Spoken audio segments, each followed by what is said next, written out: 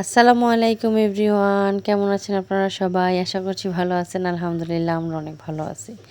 তো যে যেখান থেকে আমার আজকের এই ব্লগটি দেখছেন সবার জন্য রইল আমার অফুরন্ত দোয়া এবং ভালোবাসা।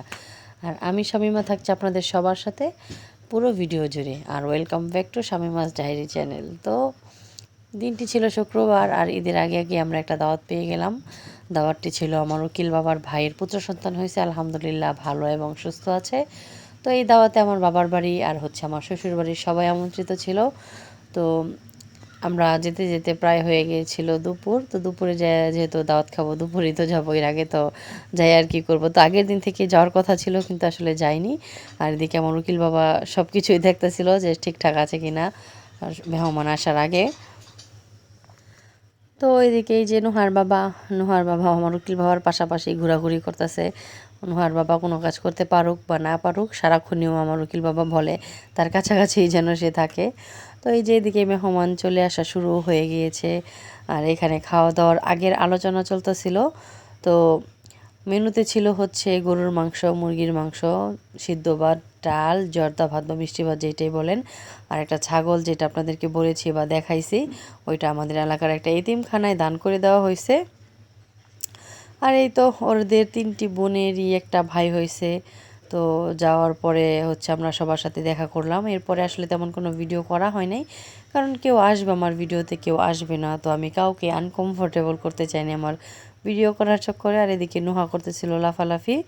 আর পরের দিন হয়ে গেল। পরের দিন নুহার বাবা গিয়েছিল বাজারে, বাজার থেকে পুঁইশাক কিনে নিয়ে এসে আর আমরা চলে গিয়েছিলাম। আমরা বলতে গেলে আমি নুহা। এখন তো সন্তানদের সাথে বাবা মায়েরও পড়াশোনা করতে হয়। তো নুহা বসে বসে ক্লাস করছে, আর আমি বাইরে বসে বসে গল্প গুজব করছি। আর বাড়িতে এসে দেখি আমার কাজ করে দিতেছে নুহার বাবা। এখন যেহেতু সে বেশিরভাগই বাড়িতে থাকে আর আমার কাজকর্ম সে করে দিতে ইচ্ছুক, বলেন কেন আমি এই সুখটা গ্রহণ করব না? যেহেতু ডাক্তার ওকে 3 মাস বেড রেস্ট দিয়েছে, ও বেশি একটা বাড়ির বাইরে যায় না, খুব বেশি প্রয়োজন না হলে যাওয়ার প্রয়োজনও মনে করে না। তো বাড়িতে থেকে যখন যা তার ইচ্ছা সে করে দেয়, আর আমিও বসে বসে সেটা উপভোগ করি, আমার কাছে ভালোই লাগে।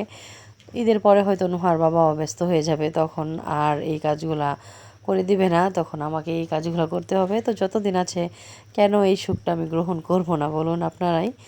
তো এই যে এদিকে এই যে কালো বেগুন দিয়ে বরবটি কাটা হয়েছে। আর বাজার থেকে আসার সময় কচি কচি পুঁই শাক নিয়ে আসছে। পুঁই শাকটা আসলে নুহার বাবার আমাদের সবারই মোটামুটি পছন্দ। আর এদিকে জিজ্ঞেস করতেছিল চিংড়ি মাছ আছে কিনা।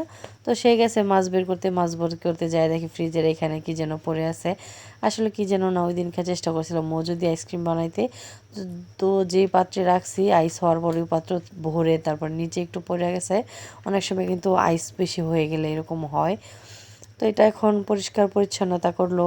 যেহেতু সে প্রবাসে ছিল, টুকটাক এদিক সেদিক কোনো কাজকর্ম দেখলে সে কখনই আমাকে ঢাক দেয় না, নিজে নিজেই চেষ্টা করে সেই কাজটা করে ফেলার। তো ফ্রিজ ট্রিজ পরিষ্কার কইরা তারপরে একদম আমার টেবিল ওর যতটুকু পারছে একদম পরিষ্কার করে মুছা টুছা দিল। আর এদিকে এই যে আমগুলা গাছ থেকে পড়ছে, দেখি এগুলার কি করা যায়। আর এই যে নুহার বাবা মুড়ি দিয়ে নারিকেল দিয়ে খেতে অনেক পছন্দ করে, তাই বেশিরভাগ সময়ে নারিকেল আমার ফ্রিজে কুড়ায় রাখতে হয়, সে যখন ভালো লাগলে তখন খায়। আর এখন আমি চলে গিয়েছিলাম রান্না করতে। মুড়ি টুড়ি খাই, আমিও মুড়ি খাইছি সাথে বসে। আর ভিডিওটি ভালো লাগলে অবশ্যই আমার চ্যানেলটা সাবস্ক্রাইব করে দিয়ে যাবেন। আল্লাহ হাফেজ।